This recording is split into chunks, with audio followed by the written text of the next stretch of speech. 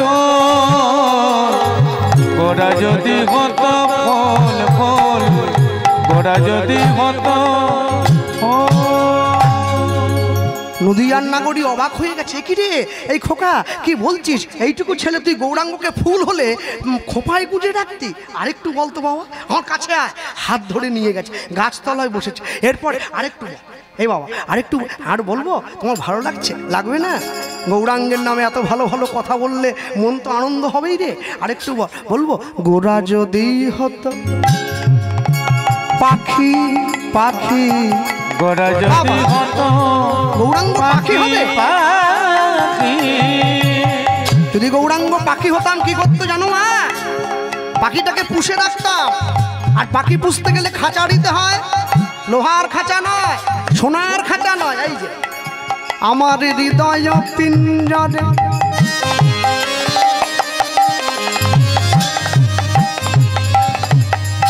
আমি রাখিতাম সাদরে, আর হৃদয় পিঞ্জরে আমার রাখিতাম সাদরে,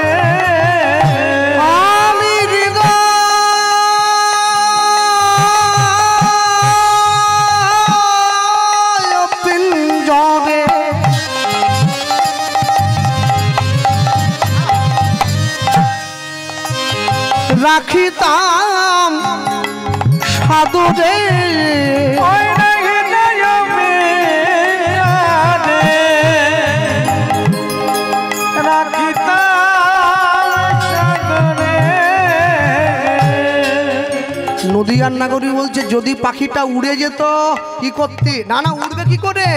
পায়ে তো শিকল দিয়ে দিতাম। সে কি রে, গৌরাঙ্গের পায়ে শিকল দিবি?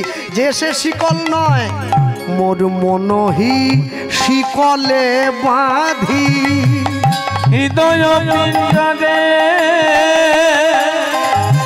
রাখিতাম সাদরে। হৃদয় পিঞ্জরে রাখিতাম সাদরে মন শিকলে বাঁধি। গোরা যদি হতো পাখি পাখি। নদিয়ার নাগরী বলে তুই গৌরাঙ্গকে পাখি হলে মনের খাঁচায় বেঁধে রাখতি, আর মনের শিকল দিয়ে বেঁধে রাখতি। আচ্ছা এই খোকা আরেকটু বলা যায়, গোরা যদি হতো কালো, এই খবরদার খবরদার, কালো বলো না। আমাদের গৌরাঙ্গকে তুমি দেখেছো? আরে রাস্তা দিয়ে চলে গেলে যখন প্রচন্ড গরমে গ্রীষ্মের দাবদাহে গৌরাঙ্গ মহাপ্রভুর গা থেকে ঘাম গড়িয়ে পড়তো, আমরা দেখে বলতাম একটা সোনার পর্বত থেকে সোনা গলে গলে পড়ছে। কালো বলছিস কাকে রে? কালো কাকে বলছিস? খবরদার কালো বলবি না। ও মা, মায়েরা কালো কেউ পছন্দ করে না, কিন্তু কোথাও কোথাও পছন্দ করে। মাথার চুল যদি সাদা হয়ে যায় কালো পছন্দ হয় কি? হয় না। তখন তো পয়সা খরচা করে রং করে কালো রং।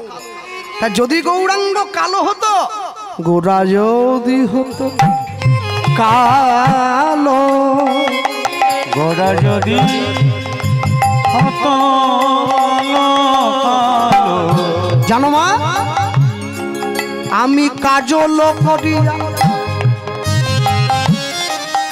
আমার নয়নে পড়িতাম, আমি কাজল করিয়া গোরাই আমার,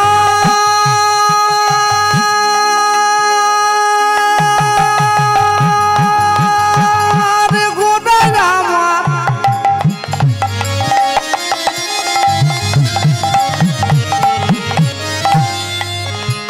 গোরাই আমার,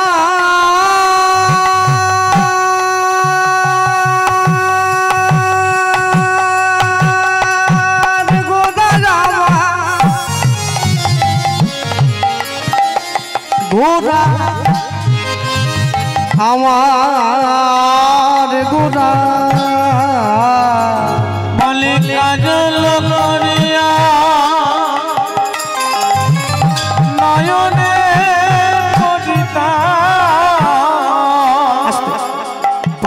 পদাবলীর ভাষাটা আছে, আমি অঞ্জন করিয়া নয়নে পড়িতাম। অঞ্জন মানে হচ্ছে কাজল, আমি বোঝার সুবিধার জন্য বলছি আর কি। আমি কাজল করিয়া দুই নয়নে পড়িতাম, আমি কাজল করিয়া দুই নয়নে পড়িতাম, আমায় কত না দেখাতো ভালো। আমি কাজল করিয়া দুই নয়নে পড়িতাম, কত না দেখাতো ভালো ভালো, গোরা যদি হতো ভালো ভালো, গোরা যদি হতো ভালো। নদিয়া নাগরী ছেলেটাকে বুকে জড়িয়ে ধরেছে। এই খোকা, এত সুন্দর বিশেষণ আমার গৌরাঙ্গকে নিয়ে আজ পর্যন্ত কেউ বলেনি রে। তুই কত সুন্দর ছেলে রে, হ্যাঁ? আর এত ভালো ভালো কথাগুলো তোকে কে শেখালো? আগে বিশ্বাস করো মা, কেউ শেখায়নি, বা কেউ শেখায়নি। তাও তুই নিজের মন থেকে বললি, হ্যাঁ আমার মনে এসেছে তাই আমি তোমায় বলেছি। মনে রাখবেন, যদি কোনো মা চায় সে তার ছেলেকে ডাক্তার তৈরি করতে পারে, যদি কোনো মা চায় তার ছেলেকে সে ইঞ্জিনিয়ার তৈরি করতে পারে, যদি কোনো মা চায় তার ছেলেকে সে মাস্টার তৈরি করতে পারে, কিন্তু যদি কোনো মা চাইলেই তার ছেলেকে ভক্ত তৈরি করতে পারবে না। ভক্ত হওয়া বড় শক্ত। পণ্ডিত রয়েছে বসে, গাছের ফল গাছে রয়েছে, বৃন্ত পড়েছে খসে। চাইছে সবাই কিন্তু পাবে না সকলে। কেন জানেন? বর্তমান কলিকালের মাটিতে একটা সমাজে সব থেকে বড় একটা ব্যবসা চলছে বড় লোক হওয়ার জন্য, যাকে বলে লটারির টিকিটের ব্যবসা। সকলে কাটছে, কি ভিড়! আমি আসার সময় দেখছিলাম ডায়মন্ড হারবারে, টেবিল পেতে বসে আছে রাস্তার উপরে, ওরে ভিড়! একবারে মানুষে ঝাঁপিয়ে পড়েছে। আর যে দোকানদার সে চিৎকার করে বলছে 6 টাকায় 1 কোটি, 6 টাকায় 1 কোটি, 6 টাকায় 1 কোটি। ওরে 6 টাকায় 1 কোটি সবার জন্য নয়, এক বেলায় যত টিকিট বিক্রি হবে গোটা রাজ্যে তার মধ্যে যে কোনো একজনের 1 কোটি, সবার নাকি? হ্যাঁ, তুমি চাইলেই পেয়ে যাবে। মনে রাখবে, দুর্যোধনও কৃষ্ণকে পেয়েছিল আর অর্জুনও কৃষ্ণকে পেয়েছিল, দুটো পাওয়া কি এক হয়ে গেল? মহাভারতের গল্প আমরা বসে শুনি কীর্তন আসরে, আসল তাৎপর্যটা খুঁজতে হবে। তো কোন জায়গা থেকে শুরু হয়েছে মহাভারত? কোনো গল্প নয়। দুর্যোধন, শকুনি, দুঃশাসন এরা কোনো চরিত্র নয়, এরা আমাদের জীবনের শিক্ষা দেওয়ার জন্য এক একটা শিক্ষার্থী যারা আমাদের সামনে দাঁড়িয়ে আছে। তা না হলে যখন কৃষ্ণ ভরা সভায় গিয়ে দুর্যোধনের কাছে অনুরোধ করেছিল, শোনো দুর্যোধন, শুনুন ধৃতরাষ্ট্র, পাণ্ডবদের কিচ্ছু দিতে হবে না, 5টা গ্রাম দিয়ে দাও, ওতেই ওরা খুশি থাকবে। দুর্যোধন কিন্তু অনুরোধটা শোনেনি, কৃষ্ণকে শিকল দিয়ে বেঁধেছিল। যে সারা জগৎকে প্রেমের শিকলে বেঁধে রেখেছে, তোমার লোহার শিকলের কতটুকু ক্ষমতা তাকে তুমি বাঁধতে চাইছো? শিকলে বেঁধে তখন কারাগারের মধ্যে ঢুকিয়ে দিয়েছে। কারাগারের মধ্যে কৃষ্ণকে বন্ধ করে দিয়ে, তালা বন্ধ করে দুর্যোধন যখন পিছনে ফিরেছে, দেখছে তার সামনে একজন কৃষ্ণ দাঁড়িয়ে আছে। অবাক হয়ে গেছে। ডান দিকে তাকাচ্ছে, কৃষ্ণ দাঁড়িয়ে আছে, বাঁ দিকে তাকাচ্ছে, কৃষ্ণ দাঁড়িয়ে আছে, সামনে তাকাচ্ছে, কৃষ্ণ দাঁড়িয়ে আছে। কারাগারের মধ্যে দেখছে সেখানেও কৃষ্ণকে বাঁধা অবস্থায় দাঁড়িয়ে আছে। কি দুর্যোধন, এখনো আমায় চিনতে পারলে না? আর কবে চিনবে? ভ্রমিতে ভ্রমিতে কোনো ভাগ্যবান জীব কোটি কল্প প্রসাদের সাই পায় ভক্তি লতা বীজ। মনে রাখবেন, আপনারা আমার কথা একটু দুঃখ পাবেন না। দক্ষিণ 24 পরগনা এত কীর্তন কোনো জেলায় হয় না, সব থেকে বেশি কীর্তন এই জেলায় হয়। এত কীর্তনের শ্রোতা কোনো জেলায় পাওয়া যায় না, এই জেলায় পাওয়া যায়। দিন রাত 24 ঘন্টা সবসময় চলছে, সবসময় চলছে। আমি ছোট বড় অনেক হরিবাসরে কীর্তন করি, এখনো করছি, এখনো 6 দিন পরে আমরা বাড়ি ফিরি। মনে রাখবে, এত মানুষে কীর্তন শুনছে, তাহলে যে জেলার মানুষে এত কীর্তন শুনছে, যে জেলার মানুষে এত ভক্তিপদ আশ্রয় করেছে, যে জেলার মানুষে এত ভগবানের নাম শোনে, লক্ষ লক্ষ টাকা চাঁদা দিয়ে মাধুকুরি করে ভিক্ষা করে এত বড় বড় কীর্তন দল আনা হচ্ছে, দক্ষিণ 24 পরগনায় এত কীর্তন, সব থেকে কীর্তনটাও বেশি, সব থেকে মারামারিটাও বেশি। কীর্তনও সব থেকে বেশি, ভোটের আগে খুনও হয়ে যায় সব থেকে বেশি। কীর্তনও সব থেকে বেশি, হসপিটালের বিছানায় রোগীর সংখ্যাও সব থেকে বেশি। তাহলে যেখানের মানুষ এত কীর্তন শুনছে, এত ভগবানের নাম শুনছে, সেখানকার মানুষে এত কষ্ট পাবে কেন? বলে মানুষে ভগবানের নাম শুনে কিন্তু নামকে সম্মান দেয় না। মানে বলতেই পারেন, একই বলছে বাবা গোপাল কৃষ্ণ, আমরা কীর্তনকে সম্মান দেই না, রাত জেগে কীর্তন শুনবো, আজকে সারা রাত শুনবো, আর তুমি বলছো সম্মান দেই না। শুনুন, আজকে এখানে বসেনি, আমি লক্ষ্য করেছি বড় বড় হরিসভায় 24 পরগনা কীর্তনে গিয়ে, যেখানে কীর্তন হয় তার চারদিকে ওই কীর্তনকে কেন্দ্র করে দোকান বসে। কি দোকান? ডিম চাউমিনের দোকান। মানুষে কীর্তন শুনতে শুনতে খিদে পেলে ছুটে গিয়ে একটা ডিম ভাজা কিনে নেয়, এবার ডিম ভাজাটাও খাচ্ছে, কীর্তনটাও শুনছে, কপালে চন্দনের ফোঁটা দেওয়া হয়ে আছে, গলায় তুলসীর মালা। এত সহজ নয়। আগুন নিয়ে খেলা করো না কোনোদিন, তুমি সব খেলো। আগুন নিয়ে খেলা করতে গেলে হাত তোমার পুড়ে যাবে, তুমি বুঝতে পারবে না। আজকে আপনাদের গ্রামে কীর্তন হচ্ছে, এই গ্রাম দুটো কীর্তন ওখানে হচ্ছে, এখানেও হচ্ছে, মনে রাখবে। আজকে আপনাদের গ্রামে যে ভগবান মহাপ্রভুর যে ঘট বসেছে, শিবাসঙ্গনে মহাপ্রভু যে এসেছে, এই ঘটটা যে বসিয়েছে, ব্রাহ্মণ ঠাকুরকে জিজ্ঞাসা করবেন, একজন কোনো ব্যক্তির নামে সংকল্প হয়নি, পুরো গ্রামবাসীর নামে সংকল্প হয়েছে, যাতে সকলার কল্যাণ হয়। কি? সকলার কল্যাণ তখনই হবে যখন গ্রামের মানুষ হরিনাম চলাকালীন নগর সংকীর্তন পর্যন্ত গ্রামের সকল মানুষে তারা নিরামিষ সেবা করবে, তবে গ্রামের কল্যাণ হবে, না হলে হবে না। হ্যাঁ, আমার বাড়িতে কীর্তন হচ্ছে, আমার গ্রামে কীর্তন হচ্ছে, আর আমার বাড়িতে মেয়ে জামাই এসছে বলে আমি মেয়ে জামাইকে মাংসের ঝোল ভাত খাইয়ে কীর্তন শুনতে পাঠাবো, হবে না। তো সহজ নয়। শুধু বিঘে 2 ছিল মোর ভুই, আর সব গেছে ঋণে, বাবু কহিছেন বুঝেছ উপেন, এ জমি লইব কিনে। থাকবে না 2 বিঘা জমি, বিশ্বকবি রবীন্দ্রনাথ, সব চলে যাবে, একটু একটু করে পায়ের তলার মাটিটা সরে যাবে, আমরা বুঝতে পারবো না যে কেন মাটিটা সরে গেল। হ্যাঁ, আর যারা ইয়ং ছেলে মেয়ে আছে, আমার বয়সী, আমার থেকে ছোট, আমার থেকে বড়, তারা হরিনাম সংকীর্তনের প্রতি নেশা দেখায় না, তারা কালী পূজার প্রতি নেশা দেখায়। কেন? কালী পূজায় মাংস খেতে পারবে, কালী পূজায় মদ খেতে পারবে, কীর্তনে তো হবে না। ওই জন্য যাওয়ার দরকার নেই, ওরা বুড়ো বুড়িরা করছে করুক, আমরা কালী পুজো করবো। মনে রাখবেন, সব সময়ের জন্য আপনি জীবনে যা করলেন আর যা করছেন, ভেবে দেখবেন যে আমি যা করলাম এর ফল কিন্তু আমাকে নিতে হবে। পাপ করেছ রাশি রাশি, ভোগ করবে না মাসি পিসি, ভোগ করতে হবে তোমায় নিজেকে। তাই যদি হতো, দস্যু রত্নাকর বাল্মীকি মুনি হয়েছিল। বাল্মীকি মানে উইয়ের ঢিপি, উইয়ের ঢিপির থেকে মরা মরা বলতে বলতে রাম রাম বলেছিল। তুমি কি পারবে ভগবানের নাম জপ করতে করতে তোমার উপর দিয়ে উইয়ের ঢিপি চলে যাবে, সেই ব্যথা সহ্য করে নিতে? তুমি কি পারবে?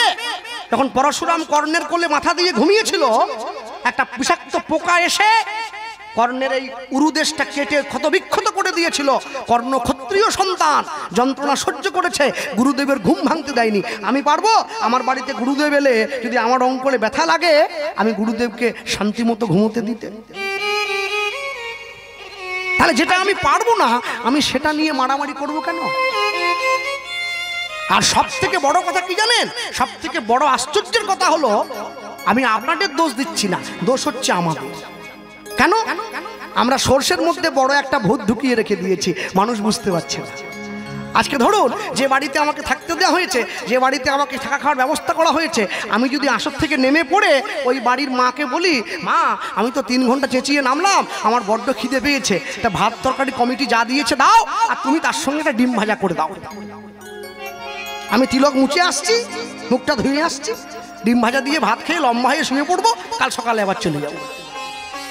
যে হরিনাম আমার বাবা বলতেন, মারা গিয়েছেন, জানিস কৃষ্ণ, যে বদনে হরি কথা হয়, যে বদনে কৃষ্ণ কথা হয়, যে বদনে গৌর কথা হয়, সেই বদন, সেই মুখ যদি পান বিড়ি তেরঙ্গা গুটকা সিগারেট মাছ মাংস ডিম খায়, ওটা মুখ নয়, ওটা ভাগাড়। ভাগাড়ের দাম আছে, মুখের দাম নেই। মনে রাখবেন, যা করছেন আর যা করবেন, এর শাস্তি, এর ফল ভালো হলেও আপনার, খারাপ হলেও আপনার। কেন জানেন? বাড়িতে যদি কেউ আম গাছ লাগায়, আম গাছে আম হলে পাড়ার লোকে ছুটে যায়, আমা একটা আম পারবো নাকি, সবাই ছুটে যায়। কিন্তু যেদিন আপনার শেষের দিনে আপনি প্রচণ্ড যন্ত্রণায় ব্যথায় একা চিৎকার করে কাঁদবেন, আপনার ব্যথার ভাগ নেওয়ার জন্য কেউ যাবে না, কেউ বলবে না মা আমি এসেছি, ব্যথার ভাগটা একটু আমায় দাও। সবাই বলবে এখনো কেন মরছেনি, ও মরে গেলে পাড়ার লোক একটু শান্তি পাবে। এই হচ্ছে সংসারের চরিত্র। আর একদম শেষে গিয়ে বৈষ্ণব মহাজন পদকর্তা লিখছেন, গোরা যদি হতো, গোরা যদি হতো মধু মধু অনুধ্বনি তাই গোরা যদি হতো এবার জ্ঞান দাসে কয়, আস্তে এই পৃথিবীতে সব থেকে বেশি মিষ্টি হচ্ছে চিনি, চিনির থেকে বেশি মিষ্টি গুড়, গুড়ের থেকে বেশি মিষ্টি হচ্ছে মিশ্রি, মিশ্রির থেকে বেশি মিষ্টি সীতা মিশ্রি, সীতা মিশ্রির থেকেও বেশি মিষ্টি হচ্ছে মধু। আর কেউ যদি গৌরাঙ্গ নাম মধু একবার পান করে, জগতের সব মিষ্টি তার কাছে তেতো হয়ে যায়। গোরা যদি হতো মধু, গোরা যদি হতো মধু মধু, গোরা যদি হতো মধু। এবার জ্ঞান দাসে কয় আস্বাদ করিয়া,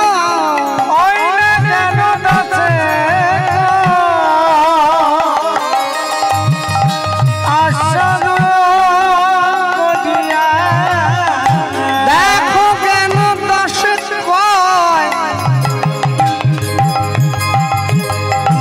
আস্বাদ করিয়া,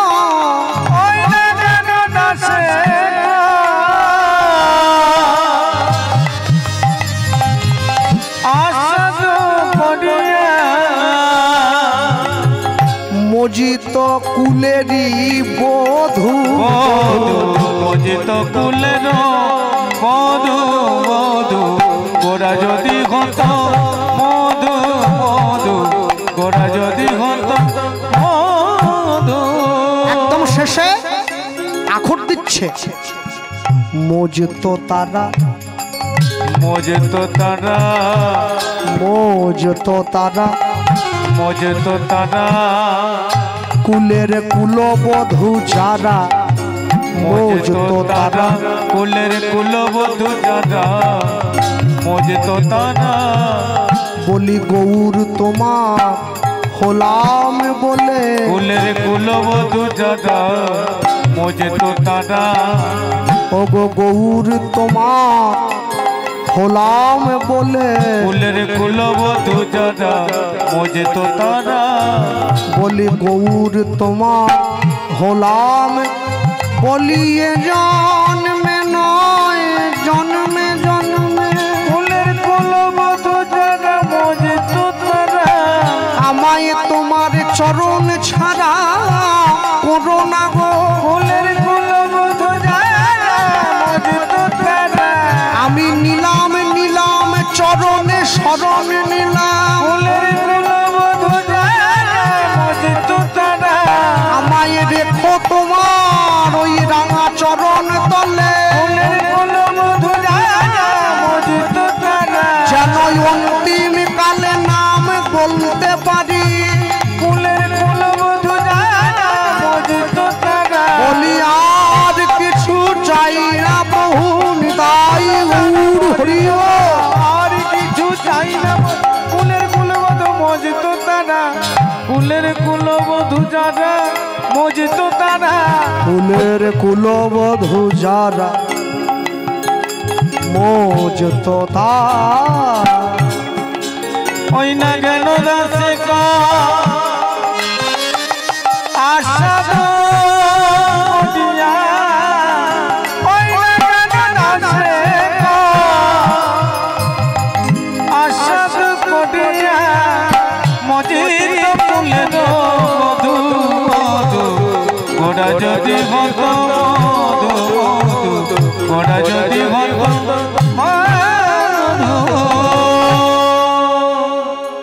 নদিয়া নাগরী ছেলেটাকে বুকে জড়িয়ে ধরে বলছে তোকেই তো গৌর দেবো, তোকে দেবো না কাকে দেবো, যা ছুটে গিয়ে সুরধ্বনি গঙ্গার জলে ডুব দিয়ে আয়। আর ডুব দিয়ে আয়, আমি তোকে সঙ্গে সঙ্গে মা আমি গঙ্গার জলে ডুবতে যাই আর তুমি সেই সময় ছুটে পালিয়ে যাও। এই যারা ভগবানকে ভালোবাসে তারা কোনোদিন পালিয়ে যায় না রে। পালিয়ে যায় কারা জানিস? পালিয়ে যায় কাপুরুষ যারা, তারা পালিয়ে যায়। যে প্রকৃত ভগবানকে ভালোবাসে সে কোনোদিন পালিয়ে যাবে না। কেন? সে জানে আমি অন্যায় করিনি। অন্যায় যে করে, অন্যায় যে সহে, মম ঘৃণা তারে তৃণ সমদহে। পালিয়ে যাব কেন?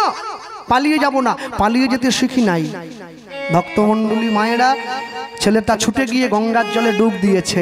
মনে রাখবে, কলের জলে, পুকুরের জলে স্নান করলে, সাবমার্সিবলের জলে স্নান করলে গায়ের ময়লা দূরে যায়, গঙ্গার জলে স্নান করলে মনের ময়লা দূরে যায়।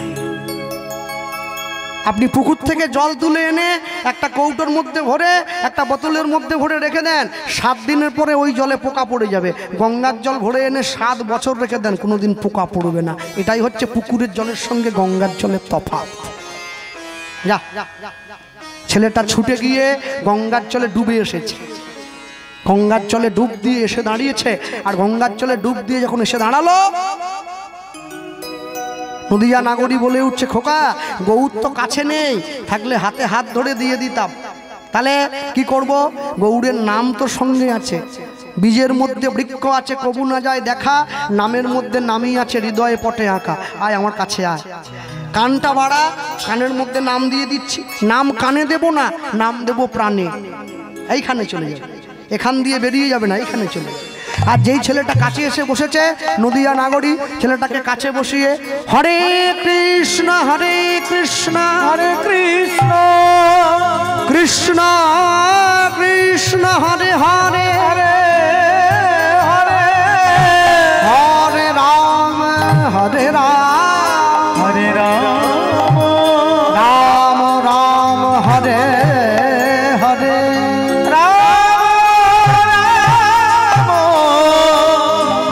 হরে হরে। নাম শোনে গৌর প্রেম অন্তরে কইলা দান, অন্তরে কইলা নাম পেয়ে বাসুদেব দত্তের আনন্দিত মন প্রাণ। আনন্দিত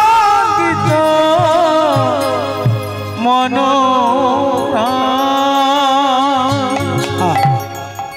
প্রত্যেকে গুরু দীক্ষা নেবেন, বাড়িতে প্রত্যেকে নেবেন, বাড়ির ছেলে মেয়েদের দেওয়াবেন, কেউ যেন বাদ না যায়। প্রত্যেকে নাম নেবেন, যার যাকে ভালো লাগে তার কাছ থেকে নেবেন। আর প্রত্যেকে কণ্ঠে তুলসীর মালা পড়বে। আমি প্রচার করে গেলাম, মানুষে আমাকে প্রশ্ন করেছে, কৃষ্ণবাবু যে নিরামিষ খায় সে না হলে মালা পড়লো, কিন্তু যে আমিষ খায় সে কি মালা পড়বে? আমি বলে যাচ্ছি সকলে পড়বেন। হ্যাঁ, আপনারা যারা ইউটিউবে কীর্তন শোনেন আপনারা সকলে জানেন, একজন কীর্তনিয়ার সঙ্গে আমার বহু বিতর্ক হয়েছে, এই নিয়ে ইউটিউবে খুব ভাইরাল। তা আমি বলতে গিয়ে সবার আগে একটা কথাই বলবো, তিনি একটা আসরে দাঁড়িয়ে প্রচার করেছিলেন যে ভগবান যখন আমাদের জন্ম দিয়েছিল, আমাদের তো মালা দিয়ে জন্ম দেয়নি, মালাবিহীন জন্ম দিয়েছিল। তাহলে ভগবান যদি মালাবিহীন জন্ম দেয় তাহলে মালা পড়ার দরকার কি? অতএব মালা পড়তে হবে না, কেউ যেন না পড়ে। তা আমি সেই আসল থাকলে ওনাকে উঠে দাঁড়িয়ে জিজ্ঞাসা করতাম যে স্যার আমার একটা কথা আছে, কি? ভগবান যখন আমাকে জন্ম দিয়েছিল আমাকে তো কাপড় পরিয়ে জন্ম দেয়নি, তাহলে পড়তেই হবে এরকম কোনো ব্যাপার কি আছে? ল্যাংটো ঘুরলেই তো হতো। উত্তর আসত কাপড় পরা হয় লজ্জা ঢাকার জন্য, কাপড় পরা হয় লজ্জা ঢাকার জন্যে, আর তুলসীর মালা পরা হয় সনাতন সংস্কৃতিকে রক্ষা করার জন্য। নিতাই গৌর প্রেমানন্দ হরি বল হরি বল। মালা প্রত্যেকে পড়বেন, তবে যে নিরামিষ খায় সে মালাটা কণ্ঠের সঙ্গে লাগিয়ে পড়বে, আর যে আমিষ খায় সে মালাটা কণ্ঠের থেকে নামিয়ে পড়বে। তবে পড়বে সকলে, কেন জানো? লাইনে দাঁড়াও তবে তো ডাক পাবে, লাইনে না দাঁড়ালে ডাক পাবে কি করে? এমবিবিএস ডাক্তারকে একদিনে লাইন পাওয়া যায় না, 2-3 বার ধরে ফোন করতে হয়, তারপরে কম্পাউন্ডারের হাতে 100 টাকা দিতে হয়, তারপরে নাম লেখে, তারপরে ডাক্তার ডেকে পাঠায়, এইবারে আসো তোমার কি রোগ হয়েছে শুনে। মানুষ সোনার হার পরতে লজ্জা পায় না, তুলসীর মালা পরতে বড্ড লজ্জা পায়। আর সব থেকে বড় আশ্চর্য কি জানে? হ্যাঁ, আমি যখন আজকে আসছিলাম ওই বেহালা পারানোর পরে ওই একটা জায়গা আছে, ওর নাম হচ্ছে পৈলান, খুব নাম করা যায়। ওই পৈলানে একটা মন্দির আছে, স্বামীনারায়ণের জির মন্দির। তা আমি দেখছি মানুষের মন্দির দর্শন করতে এসছে আর ভগবানকে দর্শন করতে এসছে। আর বড় বড় মেয়েরা তারা এসছে, সব স্কুল কলেজে পড়ে, তারা ভগবানকে দর্শন করতে এসছে, ভগবানের মন্দিরে ভগবানকে প্রণাম করতে এসছে এইটুকু জামা পরে, এই ছোট ছোট। এ বোধটা পর্যন্ত বাঙালির নেই যে ভগবানের মন্দিরে কোনোদিন ওই ছোট পোশাক পরে যেতে নেই, ভগবান ছোট পোশাক দেখার জন্য ওখানে বসে নেই। কোন জায়গায় কি পরে যেতে হয় এই বোধটা পর্যন্ত বাঙালির হলো না। হ্যাঁ, কেন জানেন? মনে রাখবে, আমাকে একদিন একজন আমাদের ওখানের মাস্টারমশাই বলছিল, জানিস কৃষ্ণ, আগে আগে তো মানুষ যখন জেলখানায় থাকতো, জেলখানায় থাকতে পারতো না। কেন? বলে জেলখানায় এমন অবস্থা, নোংরা, অন্ধকার ঘর, কম্বলটা কুটকুট করে, আর আসামিকে খেতে দেয় ডাল আর রুটি, পোড়া রুটি আর ডাল। আসামিরা থাকতে পারতো না, কবে ছাড়া পাবো, আর অন্যায় করবো না, ছটপট করতো। তারপরে সরকার ঠিক করলো জেলখানাকে আর নোংরা করে রাখা যাবে না, একদম চকচকে করে দিতে হবে। জেলখানায় টিভি লাগাও, ভালো ভালো খাবার দাও, আসামিদের যত্ন করো। কেন বলুন তো? কেন বলুন? জানেন, যারা উঁচু উঁচু জায়গায় বসে আছে তারা জানে আমরা এত চুরি করেছি, আমাদের জেলে যেতেই হবে। তাহলে জেল যদি পরিষ্কার না থাকে আমরা থাকবো কি করে? অতএব জেল পরিষ্কার করো।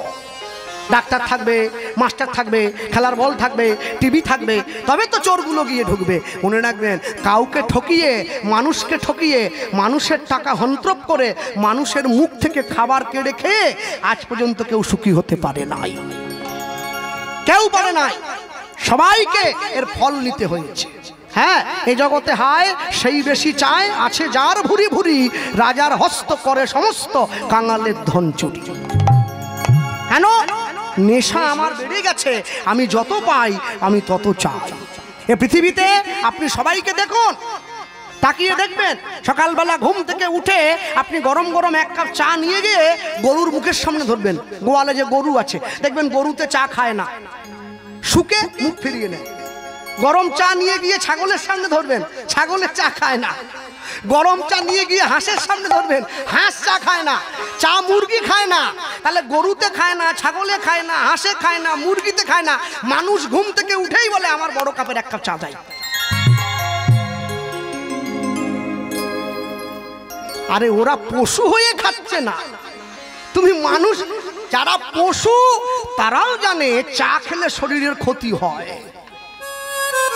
কিন্তু মানুষ তার জীবনের মঙ্গল অমঙ্গল বোঝে না। যা খেলে, যা ভোগ করলে জীবনে দুঃখ আসবে, জীবনে কষ্ট আসবে, মানুষ সেইগুলোর দিকে ছুটে যায়। হ্যাঁ, মনে রাখবেন, কাঁটা হেরি ক্ষান্ত কেন কমল তুলিতে, দুঃখ বিনা সুখ লাভ হয় কি মোহিতে। পদ্ম ফুল তুলতে গেলে পদ্মের কাঁটা আপনার লাগতেও পারে, যদি ব্যথা সহ্য করতে পারেন তবেই আপনি ফুলের মালিক হবেন, না হলে হবেন না।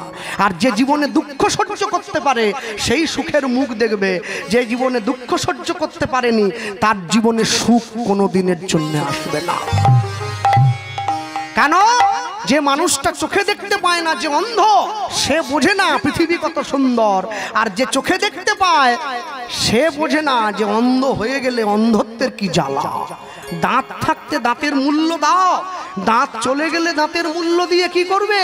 মনে রাখবে, ভক্তমণ্ডলী মায়েরা ছেলেটাকে কাছে বসিয়ে নাম দিয়ে দিয়েছে। ছেলেটা সোজা মায়ের কাছ থেকে ঠিকানা নিয়ে এসে পড়েছে কোথায়? শিবার সঙ্গ, এখানে মহাপ্রভু রয়েছে। শ্রী মানে সুন্দর, বাস মানে বাসস্থান। যার এই জায়গাটা সুন্দর তার নাম শ্রীবাস। শিবাসঙ্গনে এসে দেখছে শিবাসঙ্গনের দরজাটা বন্ধ করা আছে।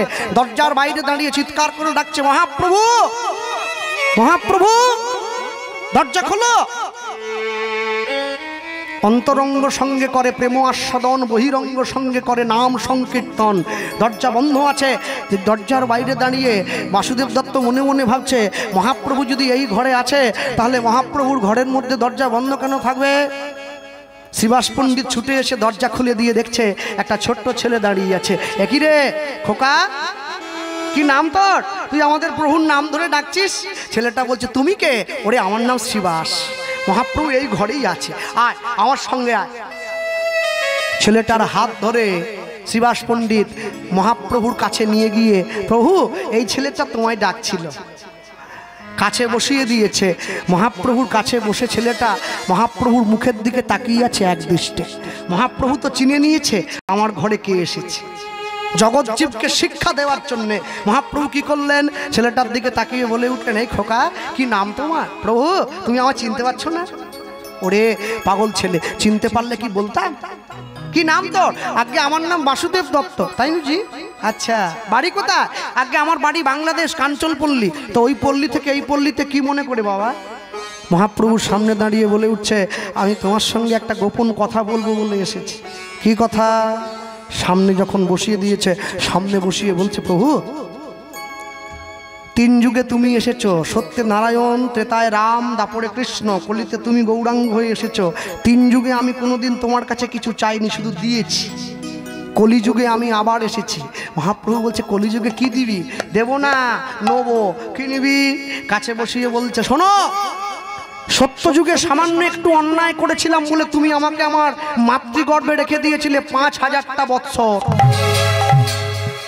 ত্রেতা যুগে আমি আরেকটু অন্যায় করেছিলাম, তুমি আমাকে জ্বলন্ত আগুনের ওপর দিয়ে হাঁটিয়েছ। দাপর যুগে আমি আরেকটু অন্যায় করিনি। দাপর যুগে তুমি যখন বৃন্দাবন ছেড়ে দ্বারকার রাজা হয়ে গিয়েছিলে 89টা বছরের জন্য, আমি প্রতি বছর দ্বারকায় গিয়ে তোমাকে একটা করে রাধা নাম শুনিয়েছি। কলিযুগে আমি আবার এসে গেছি। সত্য যুগে আমি অন্যায় করেছিলাম, তুমি আমাকে আমার মাতৃগর্ভে রেখে দিয়েছ 5000টা বৎসর। আমি ছিলাম সত্য যুগের প্রহ্লাদ। ত্রেতা যুগে তুমি রাম হয়েছ, আমি অন্যায় করেছি, তুমি আমাকে জ্বলন্ত আগুনের উপর দিয়ে হাঁটিয়েছ। আমি ছিলাম রাম ভক্ত নরসি। দাপর যুগে তুমি বৃন্দাবন থেকে দ্বারকার রাজা হয়ে গেছো, আমি তোমাকে 89 বছর প্রতিবারে একটা করে রাধা নাম শুনিয়ে এসেছি। আমি ছিলাম দ্বারকায় তোমার প্রিয় কীর্তনের গায়ক, আমার নাম মধুব্রত। সত্যের প্রহ্লাদ, ত্রেতার নরসি, দাপরের মধুব্রত, আমি কলিতে বাসুদেব দত্ত। যেই বলেছে মহাপ্রভু তো চিনে গিয়েছে।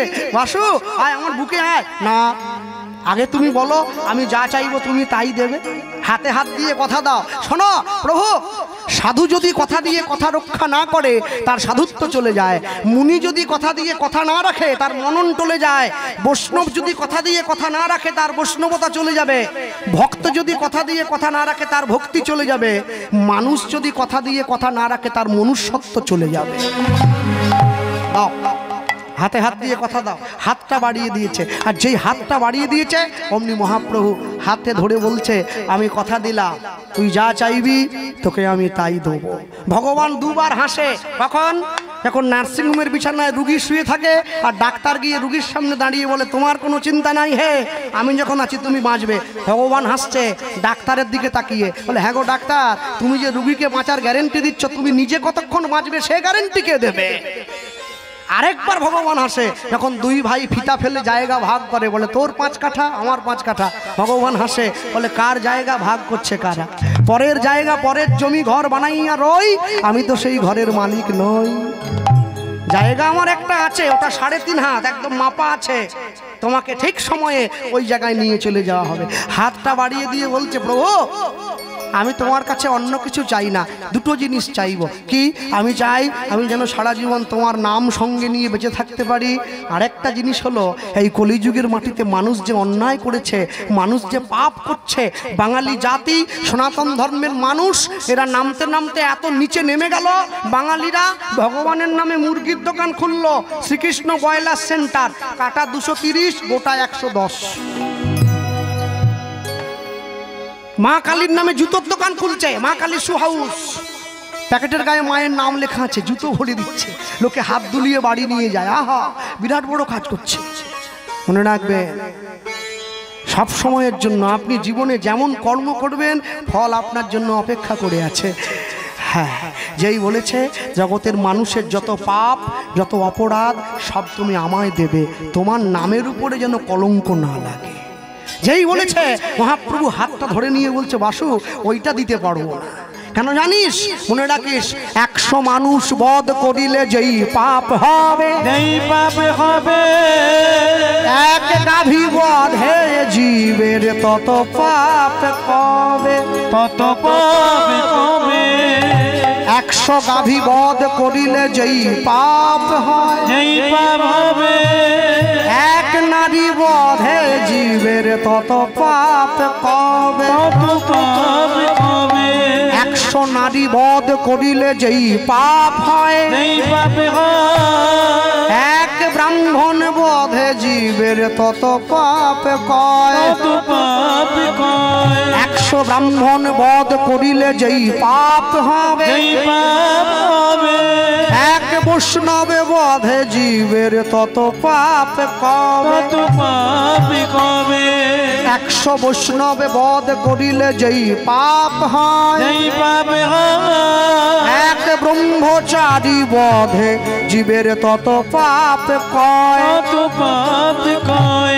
100 ব্রহ্মচারী বধে জীবের যেই পাপ হবে, যেই পাপ হবে, এক সন্ন্যাসী বধে জীবের তত পাপ কবে, তত পাপ কবে।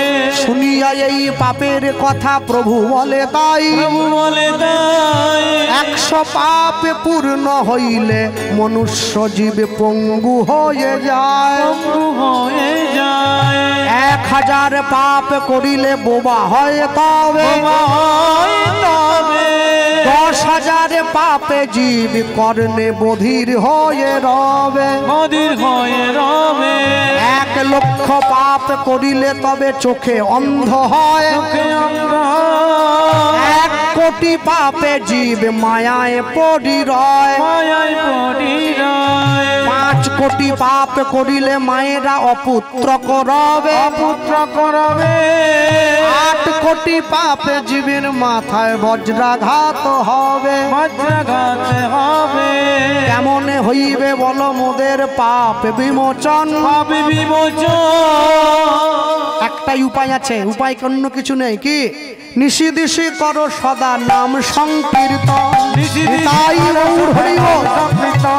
নিশি দিশি করো সদা, নিশি দিশি করো সবাই নাম সংকীর্তন, নিশি দিশি করো সবাই নাম সংকীর্তন। জগৎ জীবের যাওয়ার জায়গা কোনো নেই, তোমাকে হরিনাম সংকীর্তন গাইতে হবে। 10 5 মিলি নিজ দুয়ারে বসিয়া কীর্তন করিবে সবে হাতে তালি দিয়া। আমি বলবো, যারা বসে আছেন মায়েরা, প্রত্যেক দিন সন্ধ্যেবেলা, হ্যাঁ, বাড়ির দরজায় বসে, ঘরের মধ্যে বসে, বাড়ির ছেলে মেয়ে সন্তানদেরকে সাথে নিয়ে হাত তালি দিয়ে, বেশি না 10 মিনিট করে হরিনাম সংকীর্তন গাইবেন। এর জন্য সুর তালের দরকার নেই, শুধু গাইলেই হয়। সন্ধ্যেবেলা বসে স্টার জলসা, জি বাংলায় জগদ্ধাত্রী অনুরাগের ছোঁয়া দেখে সময় না কাটিয়ে ভগবানের নাম নিন। কেন জানেন? শেষের দিনে এই নাম সঙ্গে যাবে। আরে সিরিয়ালে যারা অভিনয় করে ওরা নিজেরাই সিরিয়াল দেখে না, ওরা ভয় পেয়ে যাবে। কেন? বলে এই চরিত্রে অভিনয় করলাম কি করে? একটা ছেলেকে 4টে মেয়ে নিয়ে খাঁচাখাঁচি করছে, ও কোন দিকে যাবে? ও তো বিপদে পড়ে গেছে। মনে রাখবে, এগুলো শুধুমাত্র সংসার ভাঙার গল্প। কি করে সংসারকে ভাঙা যাবে সেই শিক্ষা, কি করে সংসারকে জোড়া যাবে সেই শিক্ষা দেওয়া হয় না। ভক্তমণ্ডলী, মাতৃবর্গ, যেই বলেছে, ছেলেটা সঙ্গে সঙ্গে মহাপ্রভুকে বলছে, প্রভু তুমি আমায় যাই বলো, আমি যখন তোমার কাছে চেয়েছি তোমায় আমাকে দিতেই হবে। মহাপ্রভু বলছে, দিতে তোকে আমি পারি, তবে আমার একটা শর্ত আছে। কি শর্ত জানিস? তোকে একটা বিয়ে করতে হবে। হরিনাম কৃষ্ণ নাম বড় মধুর, আর যে জন্য কৃষ্ণ ভজে সে বড় চতুর।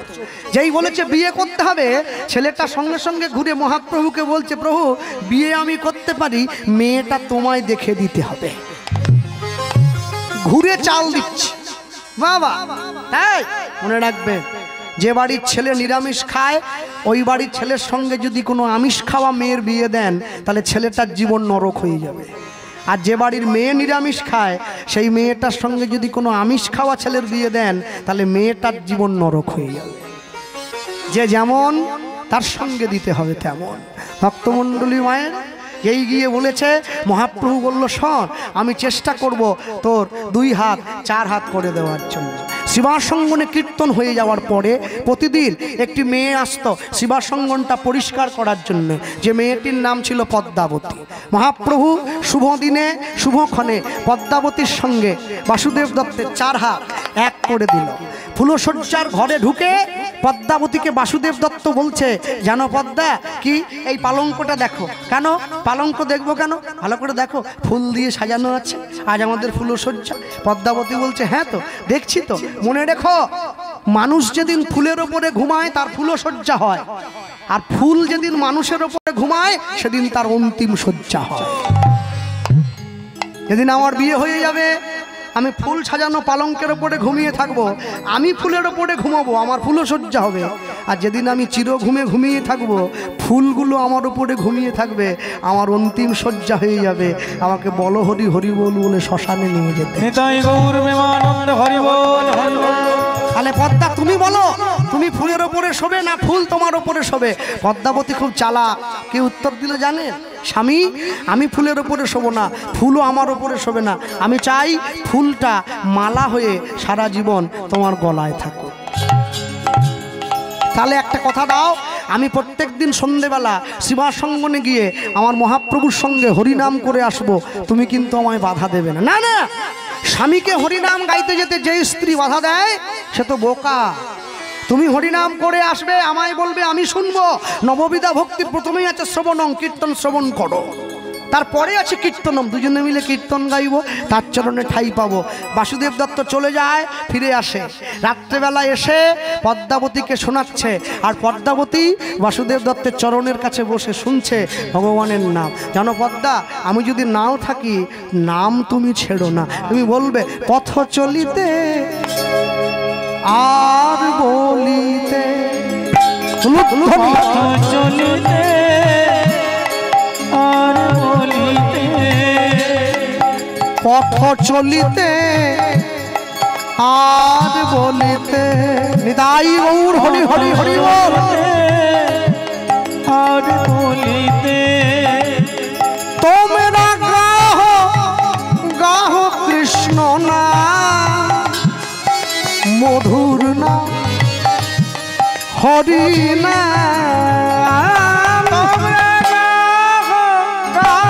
কৃষ্ণ না, মধুর না,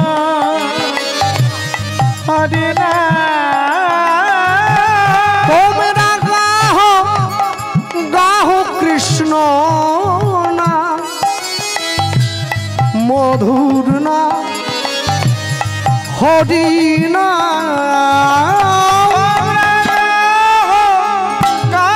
কৃষ্ণ না, মধুর না, হরি না। পথ চলিতে আর বলিতে, তাই গৌর ব্রহ্মানন্দ হরি বল। আর বলিতে, পথ চলিতে আর বলিতে।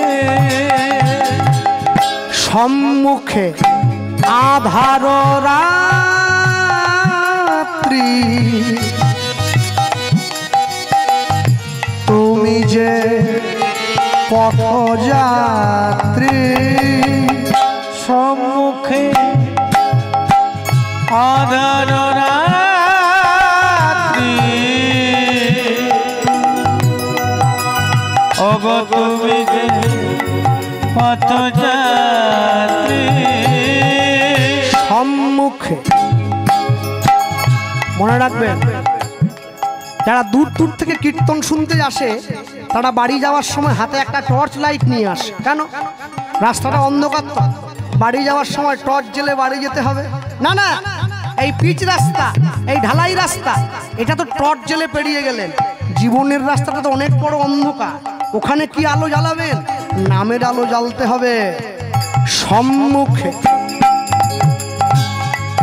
আধার রাত্রি,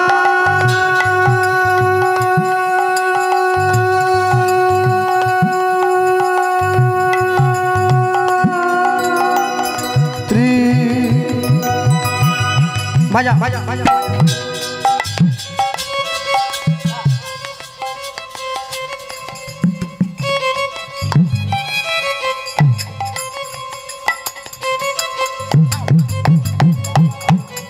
বাহ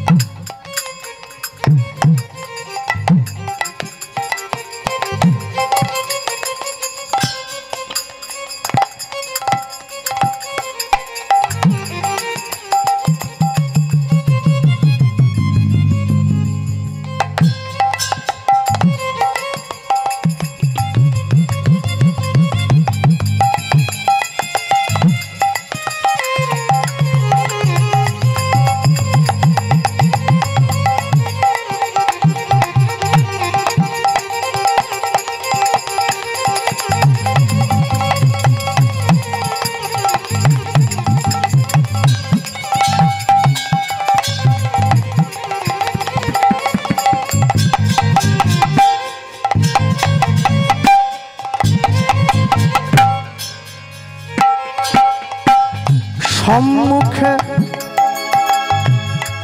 আধার রাত্রি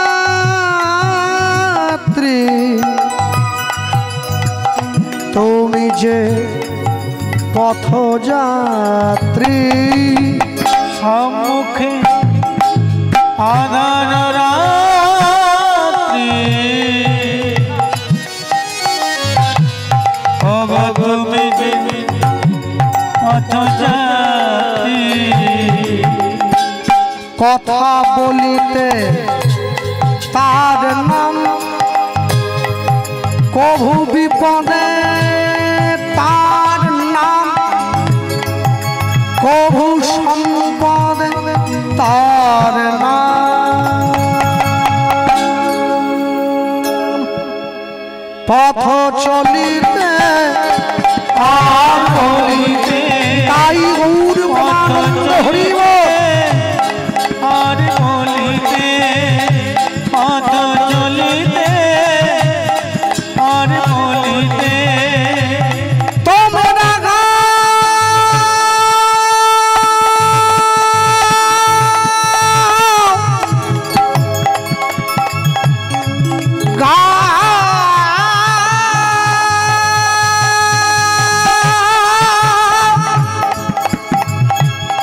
কৃষ্ণ না মধুর না হরি না পথ চলিতে আর বলিতে পথ চলিতে আর বলিতে কৃষ্ণ না কৃষ্ণ নাম মধুর না মধুর নাম গাহ হরি